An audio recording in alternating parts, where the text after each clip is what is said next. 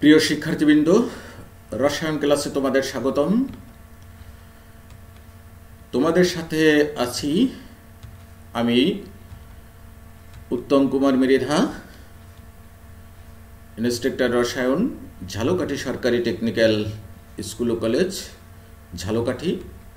তো আসো জেনে নেই আজকের ক্লাসের আলোচ্য বিষয়। আজকের ক্লাসের আলোচ্য বিষয় পর্যায় সারণী। আজকের ক্লাসে আমরা জানতে চেষ্টা করব পর্যায় সারণী কিভাবে তৈরি করা যায় এবং পর্যায় সারণীর বৈশিষ্ট্য। তো আসো জেনে নেই পর্যায় সারণী কিভাবে তৈরি করা যায়। তোমরা এখানে একটি চিত্র দেখতে পাচ্ছ, এটি মৌলের ইলেকট্রন বিন্যাসের চিত্র।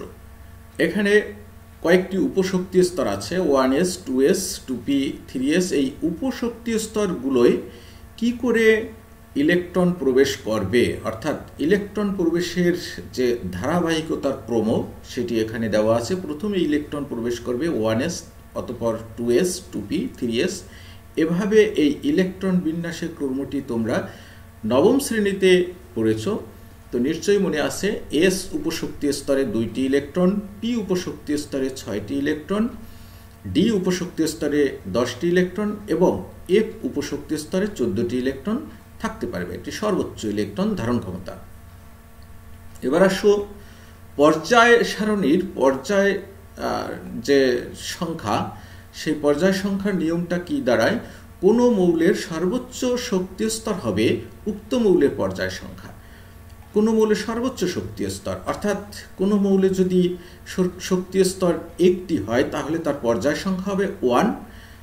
কোনো মৌলের সর্বোচ্চ শক্তি স্তর যদি 2 হয় তাহলে তার পর্যায় সংখ্যা 2। এভাবে সর্বোচ্চ শক্তি স্তরটি হবে তার পর্যায় সংখ্যা। তো প্রথমে আসো আমরা ইলেকট্রন বিন্যাস নিয়ম অনুযায়ী আমরা ইলেকট্রন সাজিয়ে দেই। 1s, প্রথমে 1s এ সর্বোচ্চ 2টি ইলেকট্রন থাকতে পারবে। 1s এর পর দেখো এখানে উপশক্তি স্তর কিন্তু আছে 2s, কিন্তু 2s যখনই আমরা দিব সেটি কিন্তু দ্বিতীয় পর্যায়ে চলে যাবে, কারণ এখানে বলা রয়েছে যে মৌলের সর্বোচ্চ শক্তি স্তর হবে উক্ত মৌলের পর্যায় সংখ্যা। তাহলে এখানে একটি পর্যায়, অর্থাৎ প্রথম পর্যায়ে প্রথম শক্তি স্তর হলো 1s, তাহলে প্রথম পর্যায়ে থাকবে 2টি মৌল। এর পরবর্তীতে আমরা ইলেকট্রন দিব 2s এবং 2p। যখনই কিন্তু আমরা 3s দিব তখন কিন্তু সেটা তৃতীয় পর্যায় হয়ে যাবে। তাহলে আমাদের দ্বিতীয় পর্যায়ে আমরা রাখতে পারবো 2s এবং 2p। 2s এ 2টি ইলেকট্রন থাকতে পারে এবং 2p-তে 6টি ইলেকট্রন থাকতে পারবে। তাহলে মোট ইলেকট্রন ধারণ ক্ষমতা 10টি, অর্থাৎ দ্বিতীয় পর্যায়ে 8টি, অর্থাৎ দ্বিতীয় পর্যায়ে 8টি মৌল থাকতে পারবে। তাহলে আমরা এখানে দিলাম 2s এবং 2p পর্যন্ত। এরপরে আসি 3s, 3p, তারপরে 4s। যখনই 4s দিব তখন কিন্তু সেটা চতুর্থ পর্যায় হয়ে যাবে। সুতরাং আমাদের 3p পর্যন্ত থামতে হবে, অর্থাৎ 3s এ 2টি ইলেকট্রন এবং 3p-তে 6টি ইলেকট্রন। তাহলে তৃতীয় পর্যায়েও কিন্তু আমাদের 8টি মৌল থাকতে পারবে। এরপরে আসি 4s, 3d, 4p। এখন এখানে বলা রয়েছে যে সর্বোচ্চ শক্তি স্তর হবে উক্ত মৌলের পর্যায় সংখ্যা। এখানে কিন্তু ছোট শক্তি স্তর থাকতে পারে, যেমন 4s এর পর 3d আসছে, তাহলে 3d কোনো ব্যাপার না। এখানে সর্বোচ্চ কিন্তু 4 কিন্তু এখানে অতিক্রম করেনি। তাহলে আমরা এই তিনটিকে চতুর্থ পর্যায়ে রাখতে পারবো। দেখো কেন, এরপরে 4p-র পরে যদি আমি 5 দেই তাহলে কিন্তু সেটা পঞ্চম পর্যায় হয়ে যাবে। তাহলে এখানে আর রাখা যাবে না, অর্থাৎ 5s এখানে দেওয়া যাবে না। এরপরে আসি 5s, 4d, 5p, 6s দিলে কিন্তু সেটা ষষ্ঠ পর্যায় হয়ে যাবে। তাহলে চতুর্থ পর্যায়ে দেখলাম আমরা 18টি মৌল থাকতে পারবে, আবার পঞ্চম পর্যায়েও 18টি মৌল থাকতে পারবে। এরপরে আসি ষষ্ঠ পর্যায়ে। আমরা এই পর্যন্ত 5p পর্যন্ত ইলেকট্রন দিয়েছিলাম। এরপরে 6s, 4f, 4f-এ 10টি, তারপর 5d, 6p পর্যন্ত আমরা দিতে পারবো। যখনই 7 দিব তখন কিন্তু সেটা সপ্তম পর্যায়ে চলে যাবে। তাহলে এটি ষষ্ঠ পর্যায়ে আমাদের 6p পর্যন্ত থামাতে হবে। অতঃপর সপ্তম পর্যায়ে কিন্তু অনুরূপভাবে এখানে 7s, 5f, 6d এবং 7p। এখানে তাহলে দেখো কয়টি মৌল থাকতে পারে?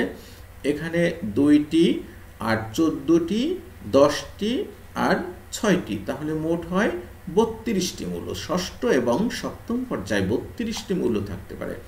এভাবে আমরা এই নিয়ম অনুযায়ী আমরা পর্যায় সারণী অঙ্কন করব, অর্থাৎ প্রথমে এসে 2টি, তারপর পিতে 6টি, এর মাঝে পির মাঝে কিন্তু আবার ডি আছে, ডির আগে কিন্তু আবার এফ আছে।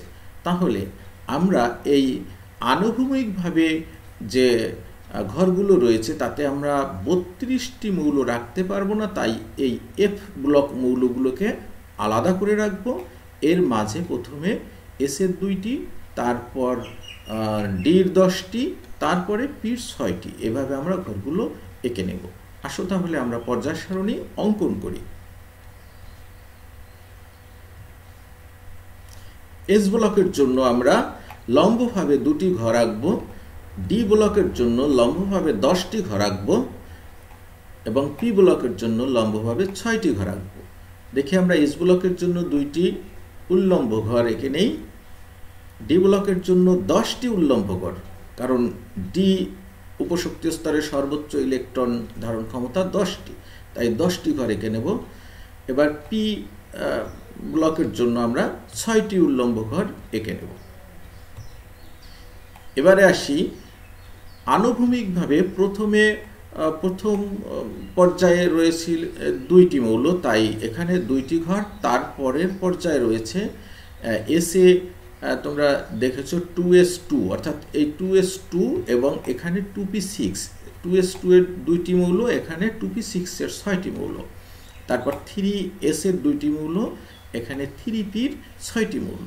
তারপরে 4s2 2টি মৌল, 4s এর পর কিন্তু 3d ছিল, সেই 3d-র এখানে 10টি মৌল এবং 4p-র এখানে 6টি মৌল।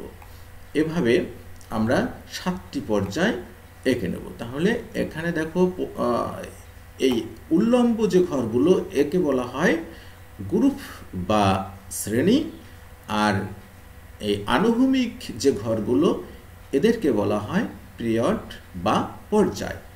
তাই এই শ্রেণী গ্রুপ হলো 18টি এবং পর্যায় হলো 7টি।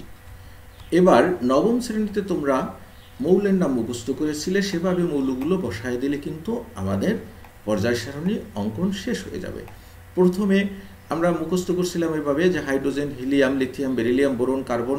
তাহলে আমরা হাইড্রোজেন দিলাম, hydrogen, helium, lithium, beryllium, boron, carbon, nitrogen, oxygen, fluorine, neon, sodium, magnesium, aluminium, silicon, phosphorus, sulphur, chlorine, argon, potassium, calcium, scandium, titanium, vanadium, chromium, manganese, iron, cobalt, nickel, copper, zinc, gallium, germanium, arsenic, selenium, bromine, krypton. এভাবে আমরা এখানে 118টি মৌল বসিয়ে দেব। এখানে কিন্তু দেখো এখান থেকে কিন্তু আমাদের এফ ব্লক মৌল এবং এখান থেকে কিন্তু এফ ব্লক মৌলকে আলাদা করে রাখা হয়েছে, কারণ ওখানে এই 14টি মৌল কিন্তু রাখার কোনো জায়গা নাই।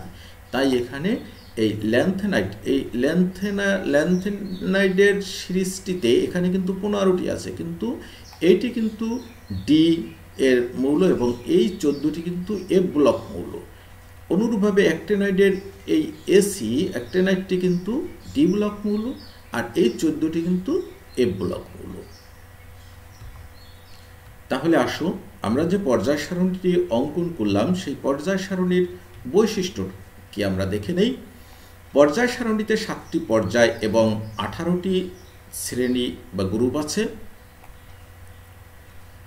প্রতিটি পর্যায় বাম দিকে গ্রুপ 1 থেকে শুরু করে ডান দিকে গ্রুপ 18 পর্যন্ত বিস্তৃত, তোমরা নিশ্চয়ই একটু আগে লক্ষ্য করেছ।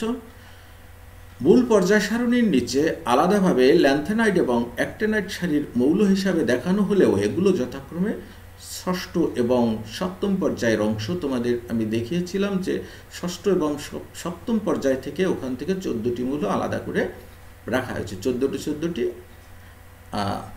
28টি মৌল। এবার চতুর্থ বৈশিষ্ট্য আমরা দেখি পর্যায় 1-এ 2টি, একেবারে উপরে 2টি, পর্যায় 2 এবং পর্যায় 3 8টি করে, পর্যায় 4 এবং পর্যায় 5-এ 18টি, এবং পর্যায় 6 এবং পর্যায় 7-এ 32টি করে মৌল রয়েছে। এখানে 32টি মৌল থাকার কারণ তোমরা নিশ্চয়ই বুঝতে পেরেছো। ওখানে 18টি আর এফ ব্লকের 14টি, 18 আর 14 এখানে কিন্তু 32টি হয়।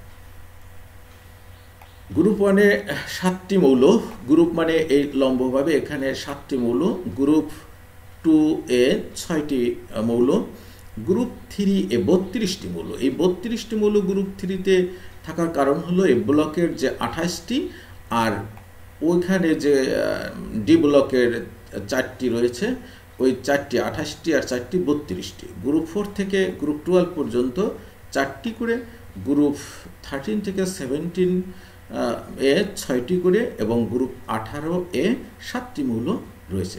প্রিয় শিক্ষার্থীবৃন্দ, পর্যায় সারণী কিভাবে অঙ্কন করতে হয় তা তোমরা নিশ্চয়ই আজকের ক্লাসে বুঝতে পেরেছো। তো আমার অন্যান্য ক্লাসগুলো তোমরা যদি পেতে চাও তাহলে আমার একটি চ্যানেল, ইউটিউব চ্যানেল উত্তম স্যার চ্যানেলটিকে সাবস্ক্রাইব করে রাখবে, তাহলে আমার অন্যান্য ক্লাসগুলো তোমরা দেখতে পাবে। এতক্ষণ ক্লাস দেখার জন্য তোমাদেরকে ধন্যবাদ। সবাই ভালো থাকো, সুস্থ থাকো।